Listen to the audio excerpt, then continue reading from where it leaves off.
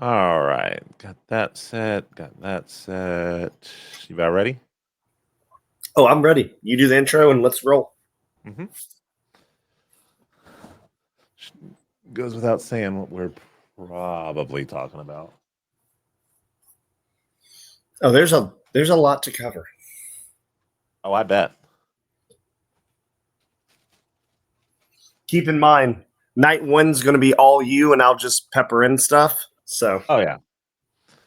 You're not even looking into like on Twitter what happened. You're just going in completely no, blind. I know what happened. I've seen highlights. I just didn't watch the whole thing. Like I know the big highlights of all the matches. I gotcha. Just what I'm saying is like I can discuss my thoughts on who won, why the title changed, and stuff like that. But I can't get into, hey, was the match good? It'd be like it had good highlights. People I was with sure thought it was good. People on what? People I was with sure thought it was good. Night one or night two? Night one. Really? The ending of night one was. Oh yeah.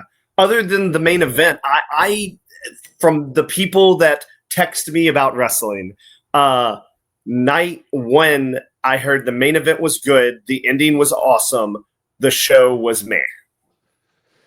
I think the biggest problem. Well, we'll get into it when I talk about it. Yeah, we'll get into it. All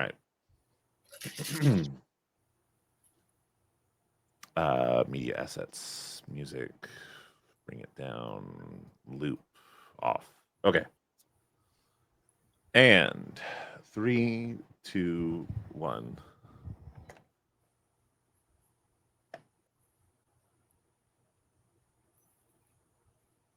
Hey, y'all.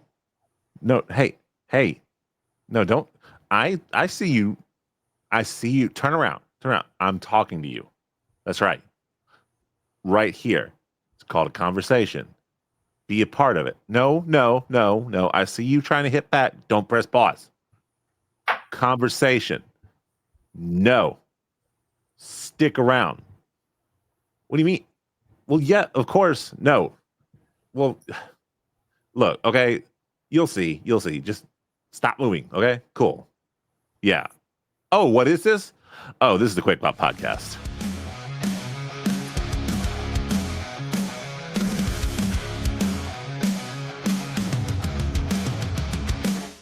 In the ring, we're talking loud.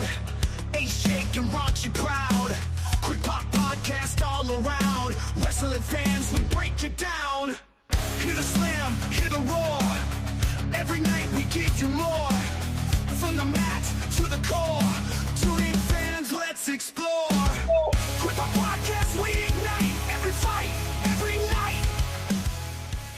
Yes, that's right. You heard it here first. I am Ace of Spades Card. This is the Quick Pop Podcast. And as always, I am joined by my illustrious co-hosts.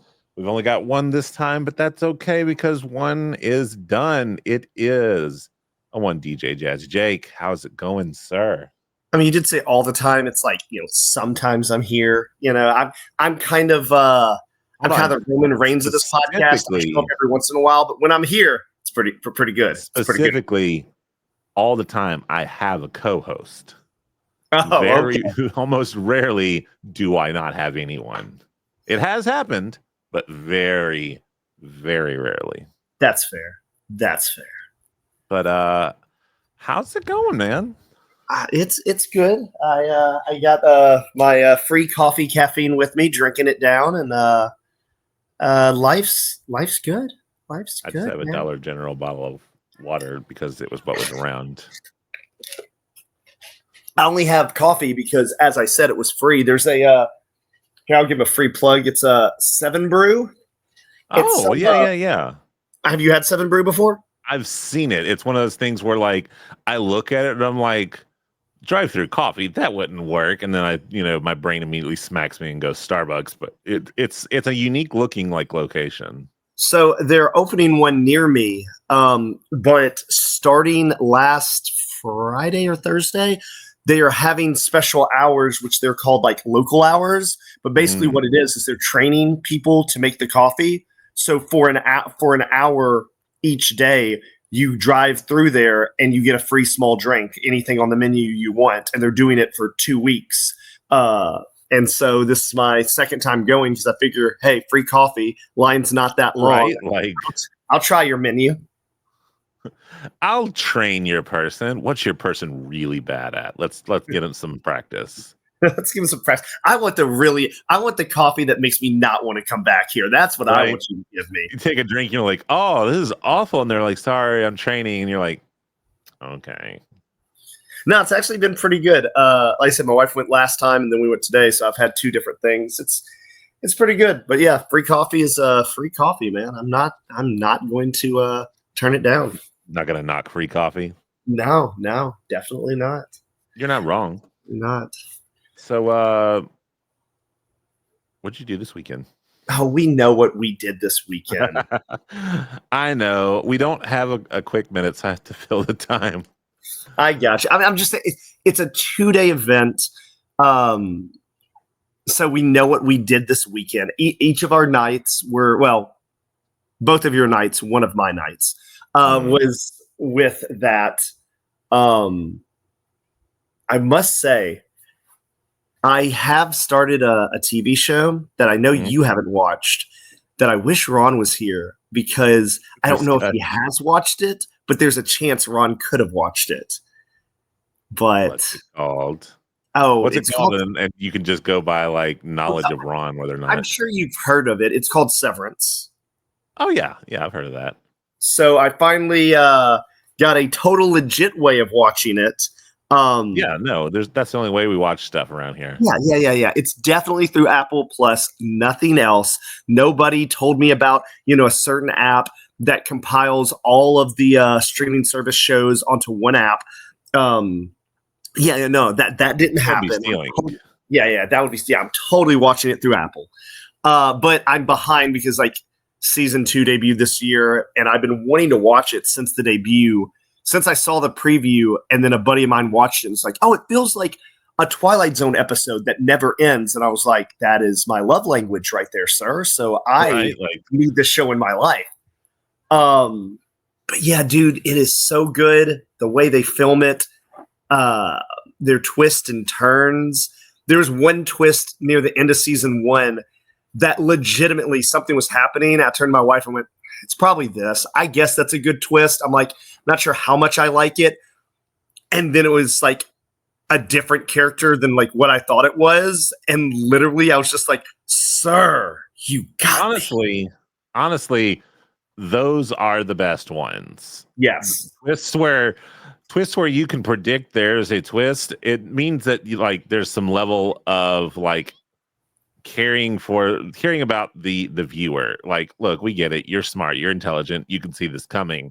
But it takes an extra level of special to be like, oh, you saw this coming. Did you see this coming though? Exactly. It's like everyone knew something was coming, but they're like, but it's not what you think. Yeah, no, it's a very good show. We've been delving into that.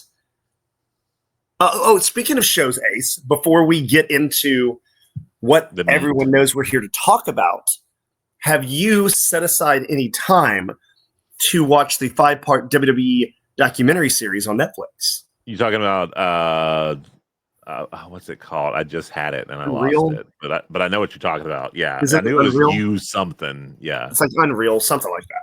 I don't know. Something that Cornette and somebody else just can't stand. Well, I mean, yeah, no. I mean, have you watched it? I've watched one episode. So, I feel a few ways about it. So, one, old school wrestling fan in me is like, they are showing too much. Oh yeah. Like, literally, they're in a board meeting with like what was supposed to be the WrestleMania card originally. Yeah. And talking about who's going over, who should go over. So they're like literally letting you know that like, oh, CM Punk was supposed to win the Royal Rumble. And then we decided to make it Jay because Punk would be too predictable or something, like, you know? And then like there's like a part of it where they're literally telling you like, yeah, the producer is talking to the referee the entire time to let them know like how much time they have, to have them be like, oh, hey, we're short on time, so go ahead and go to this spot and stuff like that, right? So like they are letting you in. So the reason I don't mind it so much, because I have that same feeling, but I feel like it's the reason I'm not as like quote unquote livid about it as I've seen some people is I've already been eased into this being okay, ironically, with The Undertaker. Yeah. I mean, and other people, just interviews that they're doing now, people are way more upfront about it. My whole thing is this: I'm not upset at any means. I understand the people that are. And it also helps that it's not recent content that they're showing you. Well, of course, it's going to be old content. They don't want to give away stuff, but right. I think stuff that's been out enough though, where you go like, oh, and this is how it was done. That's kind of cool. I think one of my problems with it is this: it isn't anything with the current thing. So I think they opened the door and they kind of showed you how things are done, right? Yeah. My fear and what I believe is about to happen is WWE's like, cool, we showed you all the stuff. Now we control the narrative. And so like the next season, if there was something that got out through the dirt sheets, well, now they're going to film a scene where like, oh, that was never an option, or this, or yeah, they're obviously lying, you know. And I just think that WWE is going to use this to control the narrative, to try to make Dave Meltzer and other talking heads in the internet world all seem more foolish than they are. And then it's going to just create this weird, they're going to use the show to create disinformation so that way, in hopes to try to make other people seem untrustworthy so that they can get surprises again, you know, so that like, it's like, well, yeah, Meltzer said it, but he was wrong this time. So do we know what's actually happening? And, you know, stuff like that. And I don't know that I necessarily hate that, because I get that, hey, you know, you have to do what you have to do this day and age to try to keep things under wraps, to try to keep secrets, to try to keep surprises. We'll talk about some of those here in a little bit. But at the same time, it also just feels like a very scummy way to do it. I guess. You know? But I mean, like in the day and age of like information on the internet, like combating it is getting harder and harder. I mean, that's true. If this is how you set it up, of like, hey, I'll see how this is done, and then you've basically given yourself a failsafe. I mean, it's lazy-ish, but I also see like, oh, okay, hey, you know what? If it works, it works. Yeah, like I said, like it's kind of one of those things. Like I guess I'm on the fence on about like, I see why old timers don't like it, right? I also see how WWE can use it, and I'm not sure necessarily that I like that. Right. But the show is very entertaining. It's a very good way to let us see that Abyss is a good boy, and y'all need to leave him alone. That's right. It's a very good way to help get people over. Like, it's so weird. The show with and all the stuff they show with CM Punk, it's weird because I can see some of his fan base seeing this and be like, I thought you're Mr. Anti-Authority. And like looking at it as like, oh, you're not the dude I thought you were. But then I can see another group watching this and be like, oh, he's so sympathetic. And man, I want that guy to succeed and blah, blah. You know, like letting you in, I think, will alienate some fans, but then get support from others. And I think, I mean, that's the double-edged sword you walk, right? When you're Yeah. something like that. But I think it will. I think it will help more than it will hurt. And I think there'll be some people that doesn't know wrestling that will watch this, that this may make them appreciate it more. Well, So, I also like it because it's a rite of passage to become a, I guess the way I would put it is a knowing how the sauce is made wrestling fan. Like, it's one thing to fall in and, get wrapped up in everything that wrestling stories give us. But there's that moment where you have to have like oh, don't you? Like, you saw how the sauce is made, because now they're telling you a totally different story. You're aware of how the sauce is made, but man, this sauce is really, really good. It's the difference between they just had to come up with a story versus they had to come up with a story that you believed in spite of you knowing that this is professional wrestling. yeah, no, I agree. But yeah, it's an interesting show, and it's just it's a new day. Yes, it is, and yeah, it's a new way to try to get new fans and drum up interest. Like I said, I do believe it'll be used for them to control the narrative, because it's going to be a staged way for them to be like, "See, it was supposed to be like this all along," and stuff. Yeah. Oh, you thought it was this? Joke's on you. Exactly. But I also can't hate it because they are doing that, because obviously in today's day and age, things are getting out. Things are getting leaked out all the time. I feel like this weekend is prime example of they still, like, for all the grief we give them, there's somebody in WWE who still like has it. That it factor of like, you thought. So I guess let's go ahead and get into it. We're already deep into the show now. Obviously, what we've been dancing around, SummerSlam was this weekend, the first ever 2-night SummerSlam, MetLife Stadium in New Jersey. Everything that has 2 nights, the very first time, they don't know how to split it into 2 nights. Well, here's the thing. I will say this: SummerSlam, night 1 and 2, head and shoulders above WrestleMania this year, night 1 and 2. SummerSlam was the better overall show.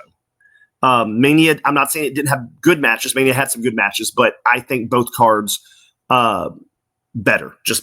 Now, as you said, yeah, it was odd. They're like all the tag matches and Punk Gunther night 1, all the specialty matches and Cody Cena night 2, and you're just like, what? It was more like that, and then it was also like night 1 was like, oh yeah, there's some non-title matches, like half the card was non-title, and then night 2 was just all title all the time. Yeah, but it was weird. Like, it felt like 1 or 2 matches needed to be swapped just to make both nights balance, especially because, without getting, I mean, it's not really a spoiler, it happened, but we want to discuss it.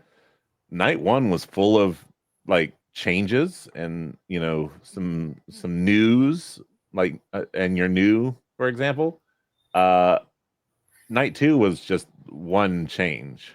Well, let's get into it. Let's go ahead and get into I did not watch night 1. I saw highlights. I know the big events. Ace, we don't have to go through the entire card, but like, what are some of the eventful stuff you're talking about? What are some of the good matches you thought?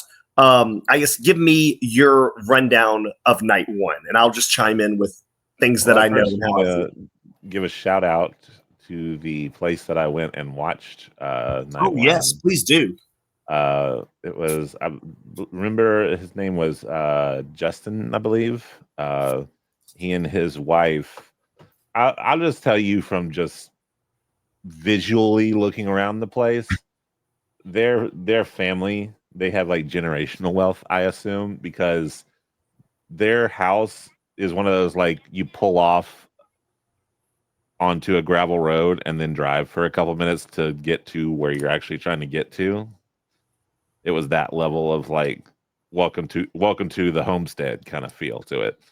But you go to the back and there's this like this little trailer in the back, almost little shed almost, and you go in and they have like a completely done up renovated bar. It's like half and half wrestling and gaming, with just pop culture everywhere as well. Got tons of belts on display. What else? Yeah, some good arcade machines too. Okay. I couldn't tell from the picture. I didn't go with Ace. I was taking care of the baby. Ace, what all arcade machines did they have? So I remember seeing Galaga. Okay. I saw Marvel vs. Capcom 2. Okay. They had one of those like flat bar game things where like it was built into the table. I couldn't quite tell what was on that one. In the back, it was a Time Crisis machine, the light gun shooter, but apparently it had multiple Time Crises on it. Oh, that's awesome. There was one that was like faced the other direction that I never really got to like look over and go like, oh, that's what that is. But yeah, it was great. And what I personally liked about this guy, besides just the super hospitality and everything, was just the like total okay to just be like, hey, come in and hang. Like, oh, you see that belt on the wall? Yeah, it's a cool belt, isn't it? Yeah, put it on, carry it. Just put it back eventually. Like, he's not like a lot of the wrestling collectors out there where like they make a real big deal about their collections. He was just like, pretty cool belt, isn't it? Go ahead, put it on, wear it for a while. So that was really cool. That's cool. That's cool. Anyway, so Ace went to a fancy pants sports wrestling mansion to watch it. Yeah. But intentionally / unintentionally. So I mean, listen, it better be intentional because I want to go back. And you said I was invited, so you are. Yeah, he literally was like, "Oh, you should have brought your co-host with you." I was like, I mean, it feels weird when you're a +1 and you have a +1.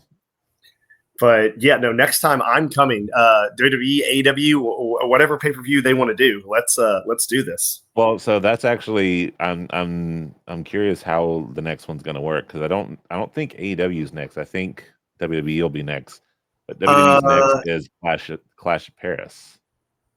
I think WWE is next because no, AEW may be next. AEW has one.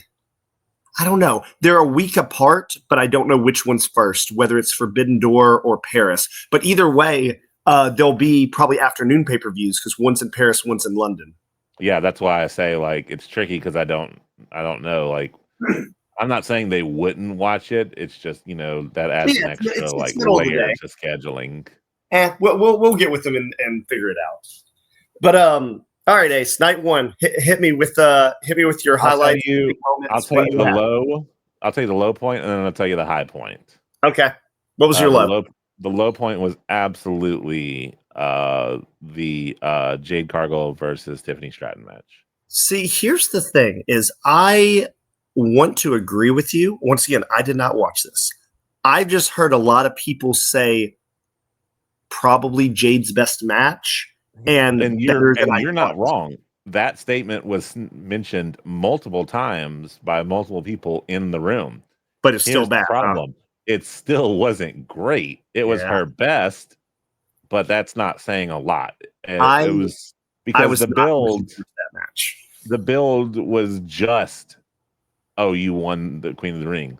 Like, you could make the same argument, oh, Cody just won, but like Cody had story behind it.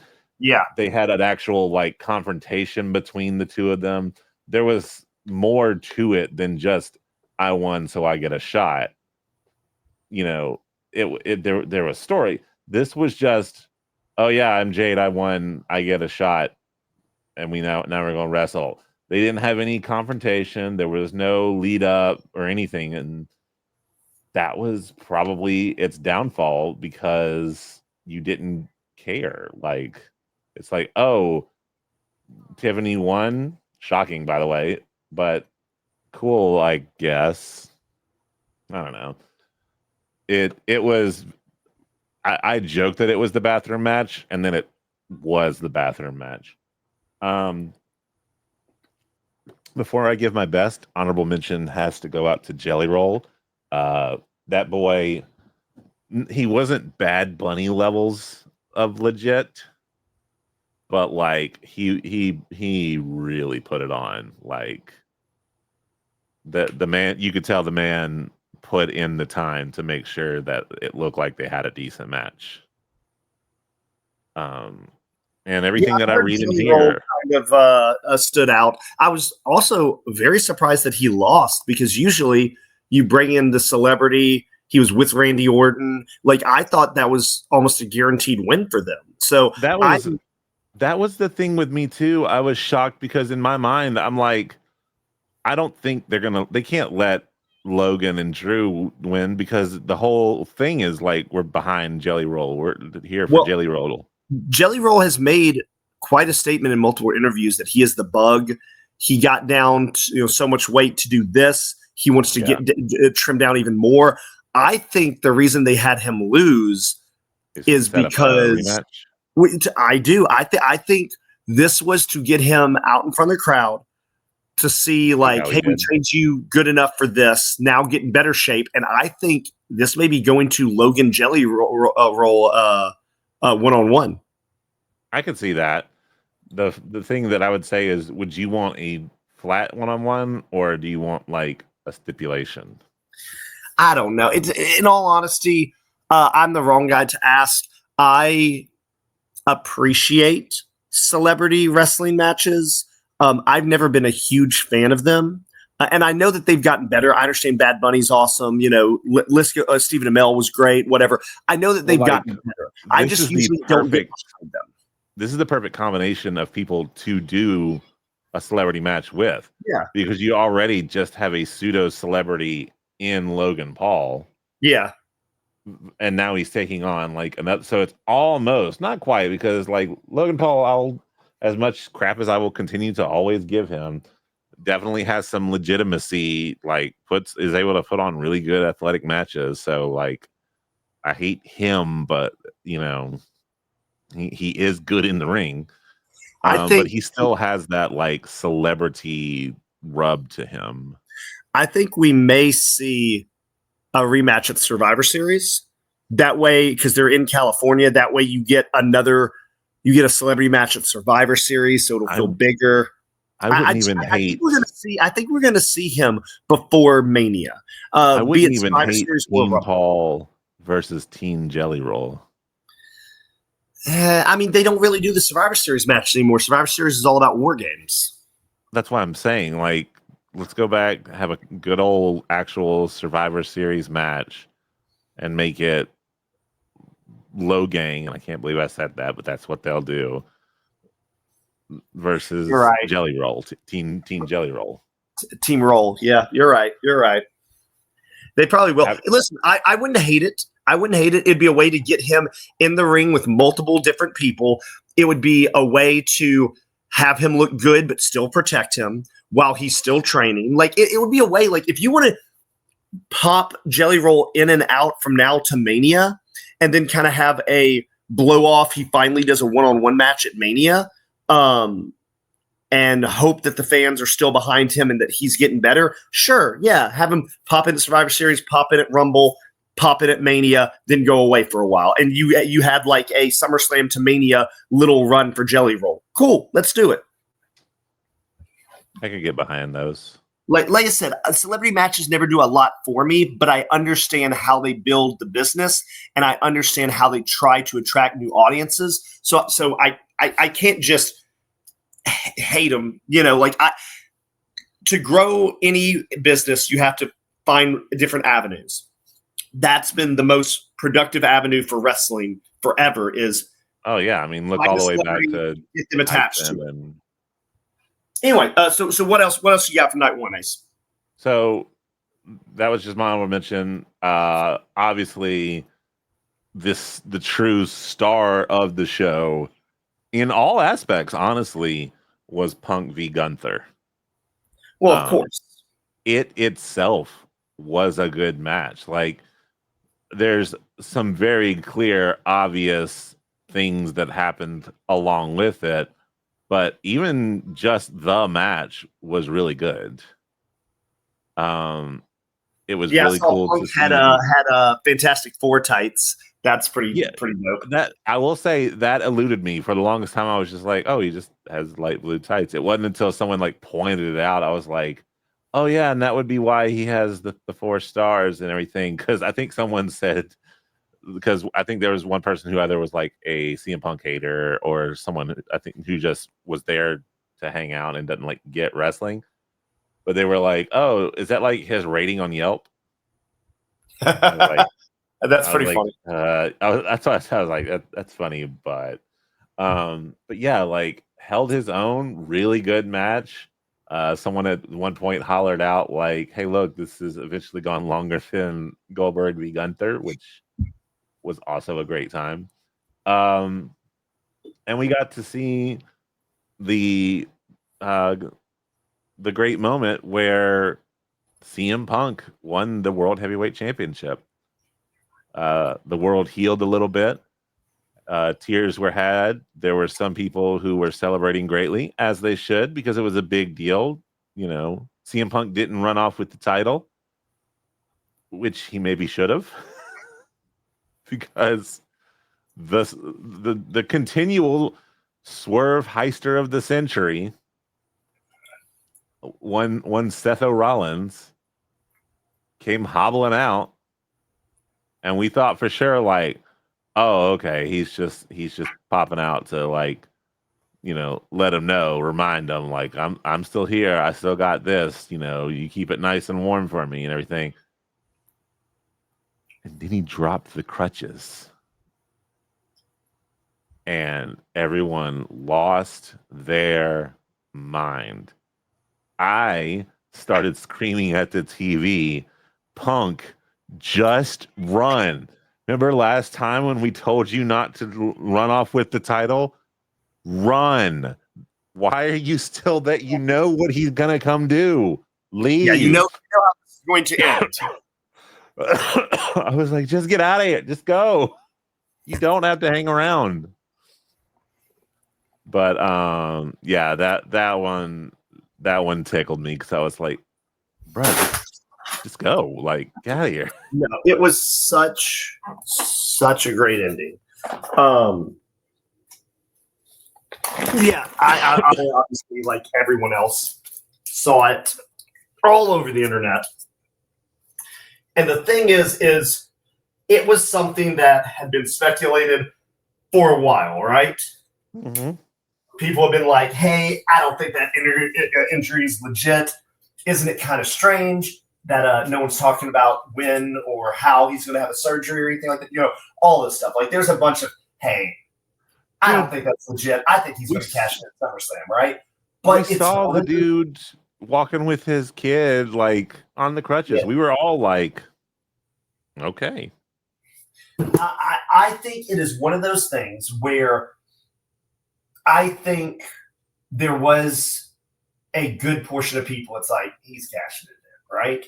But to WWE's credit, they did everything they could to put doubt in your mind. Like you just said, they showed him and his kids on crutches. They did the whole, attempt at a work.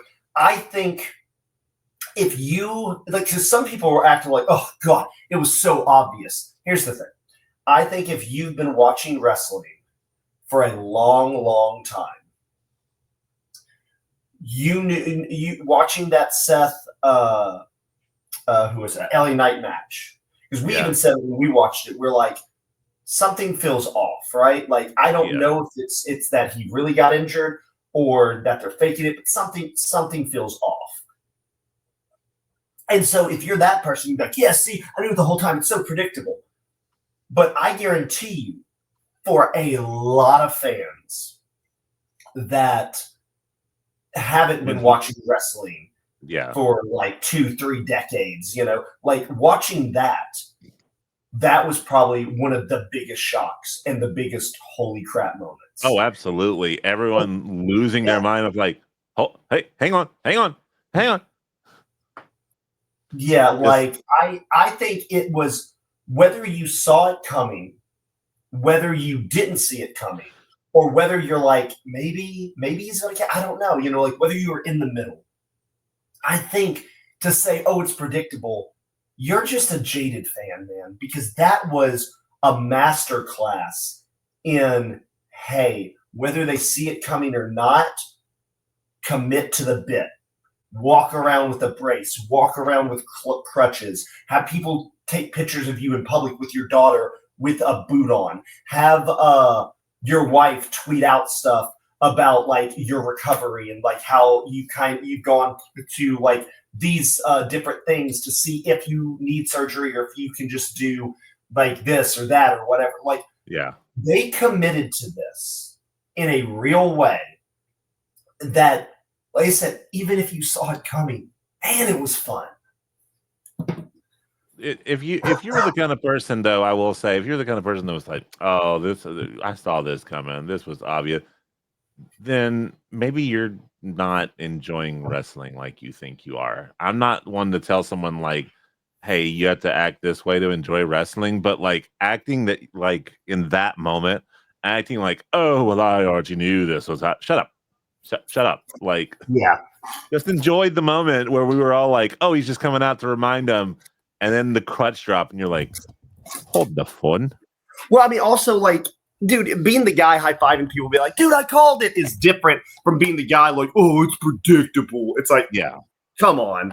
There are some stuff in wrestling that is predictable in a bad way. And then there's some stuff that it's like, dude, how did you not, when you saw it coming, go, oh, but that's a good idea, Yeah, absolutely. Yeah, no, the ending of night 2, beautiful. Beautiful, beautiful, beautiful. Sorry for your bad luck, Punk. No. I mean, like, it like we. I mean, we're all over the place. Like we said, it was cinema, and then we got night 2. So going into night 2, let's just go ahead and say it. We had a great main event.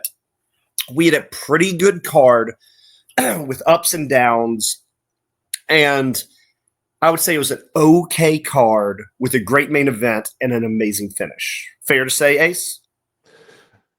Night 2, you're saying? No, night 1. Night 1. Oh yeah, card. Good main event, great finish. C+ ended on an A. Okay. So now I can talk more about night 2. Yeah. First thing I want to talk about is TLC.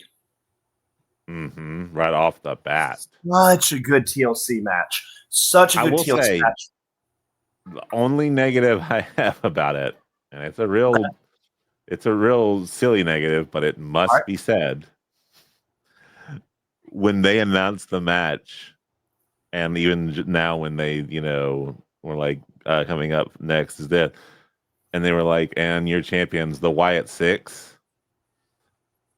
I had the moment of like, oh right, I legitimately forgot that they were the champions. I think that's been your problem with both tag titles, is you constantly are like, who's the tag champions again? The Raw ones are a little bit more because it was like a big deal when they swap. But yeah, the SmackDown ones, when they were like, and your champions, the Wyatt Six, you're like, wait, huh? When? When did that happen? Yeah, but I will say this: SmackDown has the better tag division, and this match absolutely. And I think they proved it right here. Yeah. DIY showed the hell out. Candice came and took an amazing last spot Dude, Candace is the baddest chick in wrestling. You don't know about Candace? Go watch Gorilla Pro Wrestling. Go watch Gorilla Pro Wrestling. Go watch the Young Bucks versus Candace and Joey. Candace is a badass. When she was she does not when she was grabbing the belts, I was like, oh man, this is just annoying. I always hate when like a third party comes in when it's already like a gigantic 6-man thing. I was like, why do we got to add more? Like, but that spot where it was New Day, right? That accidentally knocked him over, or no, Street Profits. It was Street Profits. Wow, that I'm horrible for that, but still, that was great because once again, not only was it like a holy crap spot, but you had Montez Ford just out there, like with his face, super selling like that meme from Planet of the Apes of like, oh no. Yeah. That was the vibe I got from that when he did that, of just like, oh no, I'm going to die. But yeah, super great match. Wyatt 6 retain. Which is surprising. I picked the Wyatt 6 to retain, but I did not expect them to retain. Oh, I did. You want to know why? Because for the first time ever, Halloween Horror Nights has a WWE-themed haunted house coming in October. That's a Wyatt true. House. That makes sense. They're keeping those titles on them for the fall. That makes sense. And you know what? Fine. I'm not wholly upset by that. So, no one else listening to this is probably as happy as I am at SummerSlam. But you know what? I have the mic, so they'll listen. The next match was good. Women's Intercontinental title match. Great match. Awesome match. I could gush about the match. I was Becky really Lynch's impressed. New music is done by the Wonder Years. Oh, yeah. Here comes the man. Becky Lynch's new music is done by the Wonder Years. Sold. You're sold. Yes. I love the Wonder Years. The Wonder Years is one of my favorite bands. Dude, I'm sold. Hot Mulligan is doing Kyle Fletcher's music in AEW. Like, dude, they are getting good bands to make music for entrance music for wrestlers. It's freaking awesome. Also, the match was very, very good. Oh, yeah. My favorite part wasn't even a big spot. It was the fact that Becky went under the ring and pulled out a kendo stick, and then Valkyria went under the ring and pulled out a crowbar. It's like, oh, you want to play? I will kill you. I have a stick. I have a metal stick. I think it was a great job the way they implemented Bayley. I feel like they implemented her, but they did like it also felt like she could have been a little forgettable. She didn't do as much as I expected. I mean, she cost Valkyria the match. Yeah, they basically made it where Becky can move on to other people, and now you have a Valkyria Bayley feud. So it created a new feud while letting Becky move forward to what it gave us was Lyra stealing Randy Orton's spotlight of Becky getting beaten up by Bayley and her escaping to the table, and then Lyra out of nowhere. Yeah, no, Lyra out of nowhere. That was a great camera shot. That was the fantastic camera work because you're just like, because you could see like, oh, she's on the table. Oh, they're gonna do a table thing. Like Lyra's gonna come over there and put her on the table, and all of a sudden, Jesus Christ! And Becky and Valkyria and whoever was producer of that match has been watching AEW and been watching old Orton Cena matches because the zip ties and just beating the crap out of them with kendo sticks. Yeah. And some of those other spots, man. The zip ties were great too. I saw a video of like the upper deck, like doing the wave during that match. Like they were bored. I'm like, you're all idiots. That was a good match. Here's the thing. Like the wave doesn't necessarily always just mean like bored. It could just mean like, hey, the crowd's getting involved. Like we're all standing. Now let's do something. Like I don't know. Usually when I see the wave, it's at a match like the night after Mania, and it's usually just the crowd being dickheads Oh because yeah. they don't care about a match. Well, you're in So New that's what Jersey, I. so You may be correct, but I took it as like no one cared about that match, and they should have because it was very good. it was Um, very, very good. I'll just jump around a little bit. The cage match was as bad as I thought it would. Jacob Fatu, Yeah. you're the man. Once again, Solo Sikoa, you have developed a very fun character. You are boring in the ring. You are Yeah. so boring. Every I don't time know. Solo is out there with people, it's great. Whenever Solo's by himself, you're just counting down to win. What is it? What do they call themselves now? The FTC or whatever? What they call themselves is one of the worst factions in the last decade, is what they call themselves. Well, they've got a name now because they got a T-shirt and everything. Yeah, it's MFT. They had to change the font because it looked exactly like MJF's font. Yeah. Dude, I'm sorry. Like, Solo in the ring is so boring to me. I usually don't like to crap on wrestlers this hard, but here we are. He is so boring to me. He used to be vicious. Do what? He used to be vicious. Well, I mean, even then, he was okay being the muscle, I guess. But like, I've always been mad on the dude. When he's the hitman, the assassin hitting the spike, he looks great. When he's the leader trying to call shots, it's boring. Yeah, I don't like him. And I don't like most of his group.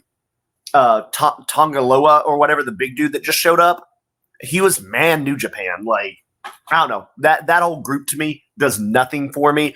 I don't know who he has naked pictures of or what, but why he's a champion right now, I don't understand.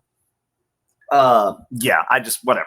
And then can I say there was one part of the match that I actually disagreed because I feel like what they were trying to do, I didn't believe that it happened. So there was that bit at the end where Solo kept trying to run out. And then or Fatu came up and like kicked it and kicked away the person who was trying to open the door. Yeah. And then both of them still had their heads like sticking out trying to pull in, and new guy Tubababa, whatever, Tongaloa kicked it and supposedly only hit Fatu. Yeah, even though both of them had their heads sticking out, it only affected Jacob Fatu. And I was like, it's like the door knocked Jacob back and just knocked Solo out, but Solo didn't move backwards, and then he fell forward. And I was like, that's not how physics works. Yeah. Also, that match was also horrible 50-50 booking because they didn't want Jacob Fatu to win. But then after he lost, they're like, but we still, you need the cool badass moment of you flipping off the cage. It's like, just have him do that during the match and lose. Yeah, like, why didn't he just do that during? It's like, hey, everyone, he lost the title, but he's still cool, right, guys? He's still really cool. It's like, I don't know. It's like, just give him that title back and go let him feud with people that matter. Maybe now because of this feud, maybe this feud will be over and Fatu will go after a heavyweight title or something else to get him away from Solo, but we need to get Jacob Fatu away from Solo. We need to. I hate doing that because it means that, you know, you're basically like admitting you're not going to give him the title. Yeah. But it's not helping him. Oh, we skipped the women's triple threat badass match. Very good. This is, I think the one from Mania may have been better, but still another solid triple threat match from the women. Another great performance. That was awesome. Naomi's entrance was sick. Yeah, she had her dad out there. Yeah, no. It was pretty cool. Rhea, Io, all of them showed out. Naomi, yeah, it was great match. Rhea had purple smoke. I thought it was interesting, but like purple smoke, yeah. AJ and Dominic had the best two entrances. Oh my god, right? Dominic coming out in Rey Mysterio's senior mask was great. That was awesome. It was the most tribute it's the most tribute he's paid since he started. But he still somehow did it in a heel way. Oh yeah, oh yeah. And then AJ coming out in a Oh my style God. t-shirt that looked like Eddie's tights, and AJ's and then son a was low rider Dominic. with his son. It was great. And the whole match. Here's the thing, though. I loved that match. I love this match. I don't want to hear a WWE fan, get ready, Ace. I don't want to hear you talking any more shit. Because all I heard when Punk was in AEW was like, oh, all he does is like Bret Hart matches. You've already seen the match and stuff like that. Yeah, this was just the hits. And they did an Eddie Guerrero match. Literally, Styles and him did an Eddie Guerrero match. I was fine with it. It was I didn't hate it.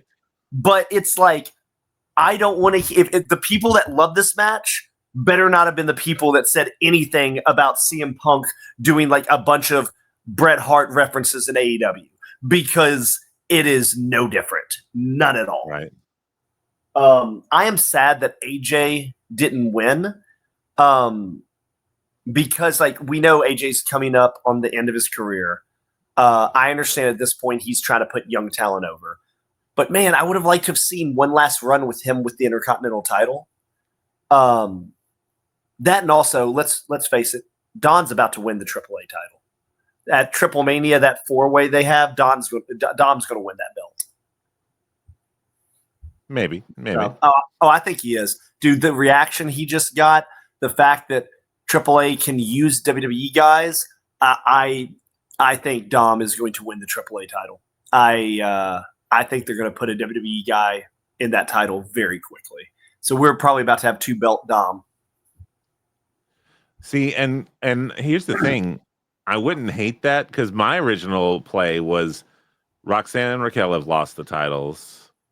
They don't have the women's title. The Judgment Day lost the Raw tag titles. So you're back to Dom being the only one who's got titles in the Judgment Day. They got to play something on that.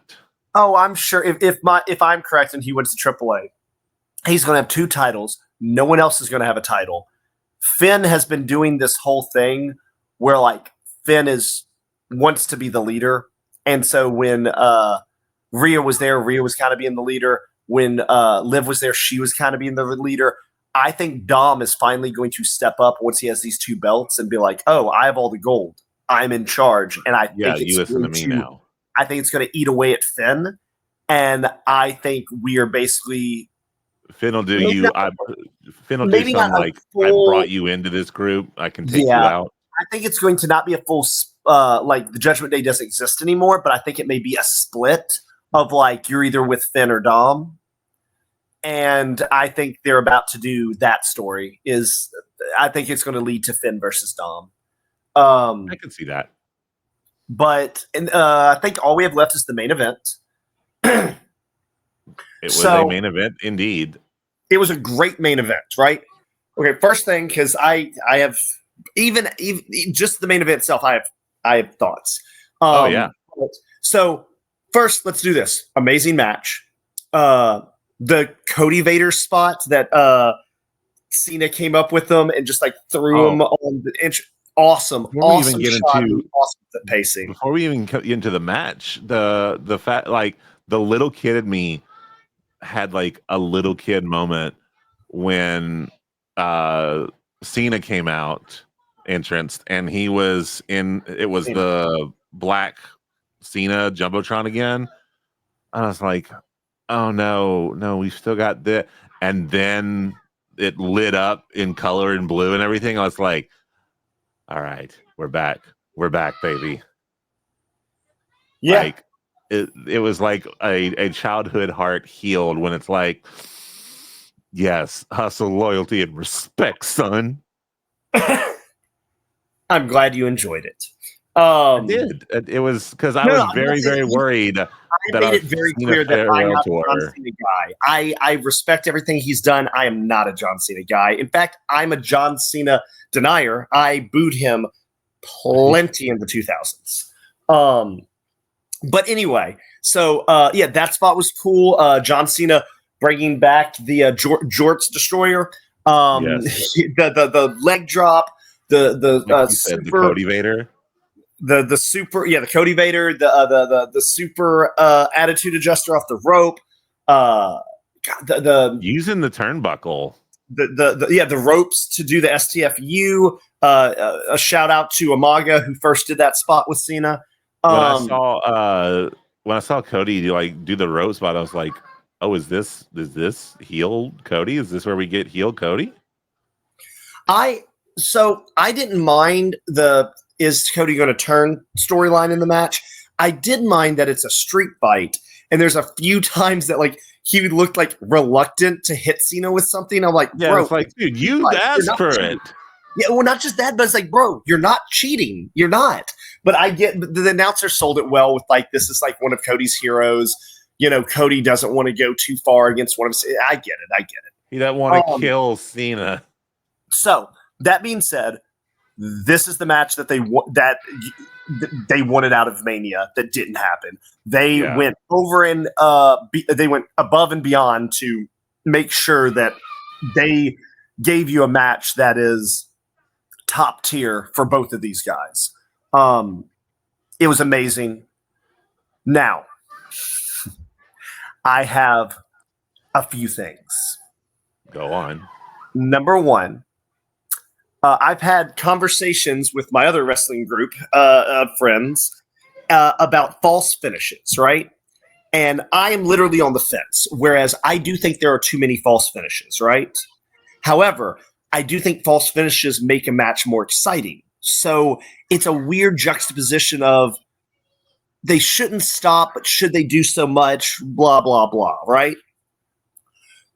But my main issue with this match, John Cena did 8 attitude adjustments to Cody and did the STFU while choking him out with the ring ropes. And Cody still won. Yeah.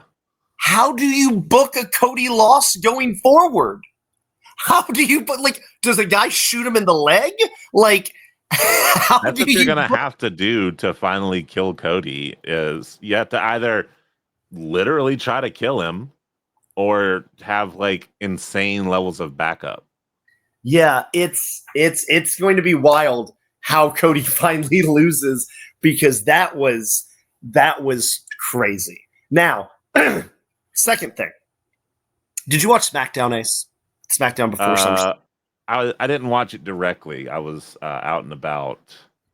Actually, no, I didn't, because I was at a job till like 8:30 at night. Did you see the Cody Cena promo? The go home. Yeah, where he like basically brought him back. Well, yeah, John Cena did. Okay. Yeah. I think you remember, Ace, that night after WrestleMania, night after Elimination Chamber, I said everyone's treating John Cena's turn like it's as big or bigger than the Hulk Hogan one. But actually, they need to explain to me what they're doing, and I will hold my judgment. Then a little bit in, I said, hey, I'm not liking this, but maybe it's going to pay off. I will hold my judgment. Cool. John Cena is now a face. So here's my judgment. This is the worst heel turn of a megastar in wrestling history. Yeah, I can agree to that. As somebody who is a huge Cena fan and now got this other side of him, it wasn't really developed. It was just if Cena was mean. There was He literally okay, let's go through it. He literally kicked Cody in the nuts, beat him down with Travis Scott to heel. Then his first promo was, hey, all you people suck. You bully me. Oh, okay, cool. So what does that have to do with Cody? Oh, okay, you people suck. You people suck. Now Cody says something mean about me. Okay, now I'll talk about Cody. Then he gives this whole spiel, what I call the mathematics promo, where he's like, hey, I lost the Rumble. So then I used my tenure to get me an elimination chamber for free.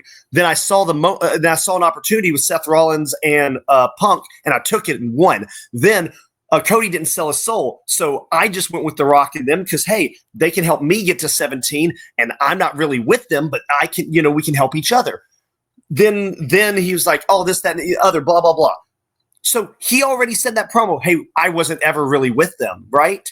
And then the night before this, he goes, I want to take the title home so you won't forget me. I don't want to ruin wrestling. You guys know I didn't want to ruin wrestling. I just got bad advice from these guys who then left me high and dry. They left you. You already did a promo that said you were never with them. Yeah. Like, dude, that promo to me was a great promo, but it felt like John Cena was like, okay, I'm tired of being a bad guy now, guys. Can I just be good again? I think that he got such a good reception from Comic-Con when they were talking about Peacemaker that he did not want to be the bad guy. He wanted to be the likable Cena. And the only way you can fix that is by just literally course correcting. Yes. And it's fine, but it's like now that we're at this point, two things to me are crystal clear. One, he never should have been a bad guy. Never should have been a bad guy. And I'm someone that back in the day wanted Cena to turn heel. He never should have been a bad guy. Two, The Rock creatively is poison. He tried to derail the 1 year storyline so that he could wrestle Roman. Now he tried to, for shock TV, turn Cena heel. Rock needs to focus on Rock. If he wants to come back and wrestle and figure something out creatively that way, cool. But I think through both of those stories, he was trying to show WWE that they need him. And in doing so, has shown everyone they do not. Yeah. They do not. Which is funny because there's a big rumor going around right now that The Rock is trying to poise himself to take over and kick Triple H out. Yeah, I don't think. I mean, he may be trying to do that, but I don't think that that's going to work. I think stuff like tonight proved why that won't work or matter.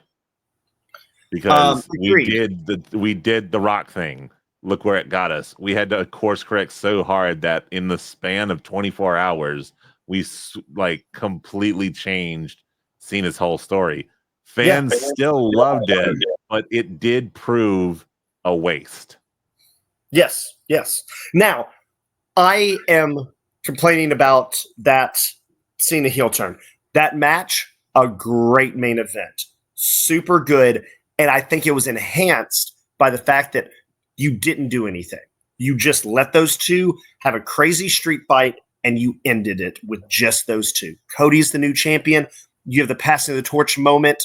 It was great. That was a great pay-per-view, Ace. Yeah, so we're done talking about SummerSlam. It ended. Cody's the new champion. Yep, that was all that happened. That was a top tier pay-per-view. SummerSlam way better than WrestleMania compared to both nights. Could just Cena stood in the ring, got cheered. Nothing else happened, right, Ace? Yeah, like that's what we had, right? Where Cena got to enjoy his last SummerSlam and he got the ovation of being regular Cena and he didn't do any shenanigans. He fought and lost, but did it with dignity. And that's all that happened. See, this is the part, if Ron was here, Ron would just scream like F Brock Lesnar right now. Oh, yeah. Absolutely. So, in a very shocking, I will give them this, a very shocking moment, Brock Lesnar returned, F5 Cena, and left. I saw this stat that I didn't realize, but every time Brock Lesnar has left for a long duration, he has come back to F5 Cena. Every single time. It's weird. This is the fourth time it's happened. That man really doesn't like John Cena. It doesn't make sense. If you want to come out and be like, "Hi, Cody, I see you won that belt. I'd like to take it from you," but you come out to beat up Cena and leave. I get Cody was right there. You could have came So out. yeah, agreed. But I think so what supposedly the reason it was done, they did whatever's one, because as I just said, the last 3 times he's had long durations, he's come back to beat up John Cena. So 4th time's the charm. 2, apparently, we'll get into all the reasons why we hate this here in a minute, because I know we're running long. John Cena asked for this. Apparently, how they are trying to spin this, whether it's true or not, is that Triple H asked John Cena, hey, who's the people you want to face on your way out? And apparently Brock was one of the names Cena said. So the bringing back Brock is because it's one of the names Cena wanted to have a match with. I don't know if that's true or not. All I know is this. Say, I don't even care how you feel about Brock, right? I've never been a huge fan of Brock. I understand his star power. I understand why you'd want him on your roster. I get all that. I don't care that his name is Brock Lesnar. You have somebody being named in a sex trafficking allegation, ongoing, still in court, and you bring that man back while a sex trafficking allegation is ongoing, still in court, to wrestle John Cena in what will probably be the main event at Clash at the Castle in Paris. That is tone deaf. That is asking your fans to be upset with you. If there is something that has come out evidence-wise that doesn't link Brock to it, or kind of is like, yeah, they're still going after Vince, but Brock is kind of cleared because we proved that. Cool. Please bring that information out. Because if not, stated quickly. Yes, because if not, me, Ace, Ron would agree with this, even though he's not here, and any other wrestling fan is well within their rights to be like, this is bullcrap. Screw this company. Screw this place. Just like it is a terrible, terrible PR look. And like I said, you may be a huge Brock Lesnar fan. Take away the name Brock Lesnar and just think if some random wrestler had sexual allegations against them with sex trafficking ongoing in court currently, why would you bring that guy back? Why would you bring that guy back? Now, like I said, the company may have be privy to information that we are not, right? Brock Lesnar could be cleared of all allegations tomorrow. Today, he is not. Yesterday was the day he was at SummerSlam. This is not good. This is not good for wrestling. This is not good for that company. And it is just a very, very bad look and makes you wonder, does this company care about sexual abuse within the company? Because it isn't like Brock Lesnar did these allegations in AEW and then went to WWE. He did them in WWE and came back to WWE. It was a shocking return. It was also, I would have been shocked but not excited because I'm not a Brock Lesnar fan in the ring. Mm-hmm. I am shocked and appalled because I can't believe you're a company that is that tone deaf. Maybe I'm wrong. No, but you're 100% right. Like it could have been 110% handled much better than it was handled. Yeah, I agree. Like I said, they got their shock moment. Congratulations, but at what cost? It would have lost the. I will say, and this is just 1,000% devil's advocate at this point. If they had come out and said, like, "Oh, by the way, Brock Lesnar was cleared of charges," it'd have been tricky to then bring him in the next day. You'd have had to like really, really early mention that so you could just like throw that out in the world. Yeah. And then this could happen.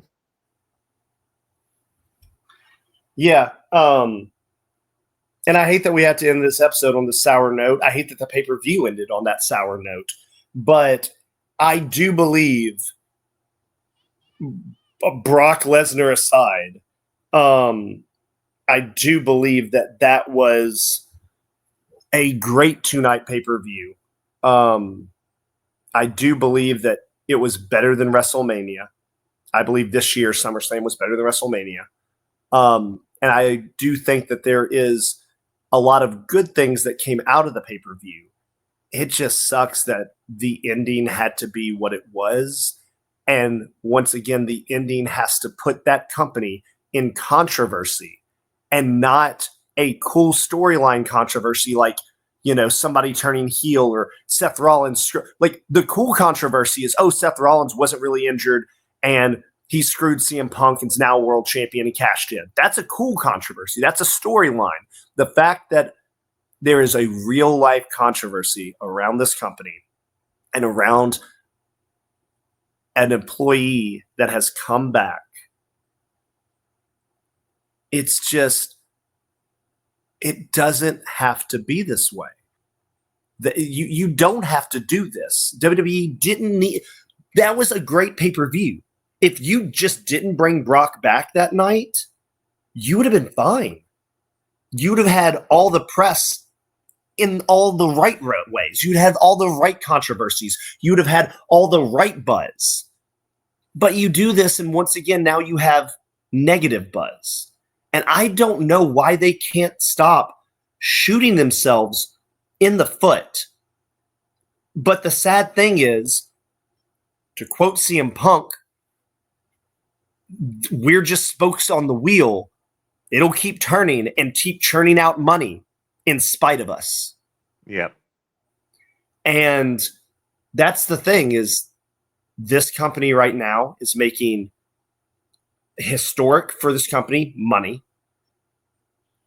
And everyone's going to be upset that they have brought back an accused sex trafficker. And they'll just keep watching and keep buying. No, honestly, what I'm worried about is that not enough people will be upset. I mean, that too. You're probably right about that as well. Because here's the thing. One thing to take into consideration in all of this is the company that made this decision somewhat, not exclusive, but somewhat, is a little company called TKO. TKO really, really likes their UFC angle. So yeah. How do you really sell that? You bring in the former UFC guy. I mean, you're right. You're right. So there's that aspect of it too. I was thinking about that as we were discussing it yesterday. Oh, me. Well, it's fun. I did enjoy the weekend. Like, everything that happened and went down was enjoyable.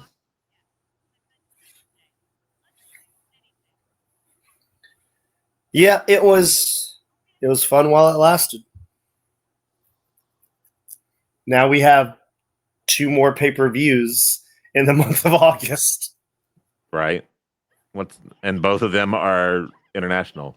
Yes, AEW's London Forbidden Door. WWE is Clash of the Castle Paris. Oh. So we have 2 Saturday afternoons coming up. Actually, AEW, I think, is Sunday afternoon. Yeah, it's almost certainly Sunday. That was the whole controversy last time. No, this is going to be their last Sunday pay-per-view of the year. Every other pay-per-view will be Saturday. Interesting. Yeah, like they started the Saturday trend, and then WWE did it and pushed them to Sunday. And now WWE did it for their international stuff because it was easier to get on a Well, I Saturday. mean, WWE only did it on Saudi, but AEW started doing it on every show because they were doing it the Saturday of Memorial Day weekend. But WWE started it 3 years ago, I think. AEW started 5 years ago. Yeah, they pushed AEW back to Sunday. Now AEW's trying to get back on Saturday, which, as they should, Saturday pay-per-views are better for travel. You can't tell me that AEW switching their pay-per-views to Sunday didn't hurt ticket sales. Yep, Because absolutely. yeah, Why it's All In easy to did as travel. well as it did. Yeah, because it helps to be out on a Saturday. Heck, I know us going to All In Texas, it being on a Saturday made it more appealing because we could all get there and get back and still go to work on Monday. Yep. But we're babbling. That was SummerSlam. The highs, the lows, the awesome night one finish, the shocking, terrible, stupid, bad night two finish, the awesome night two main event, and everything in between.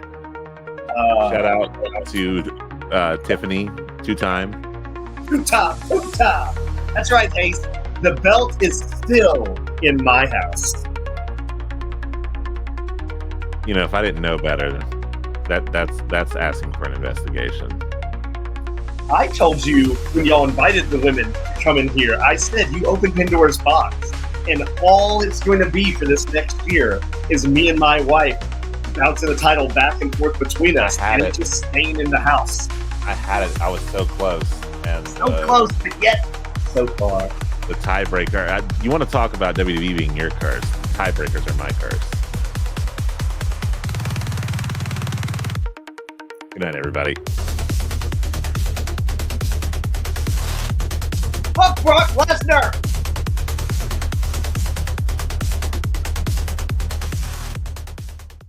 Ron's not here, so I had to do it.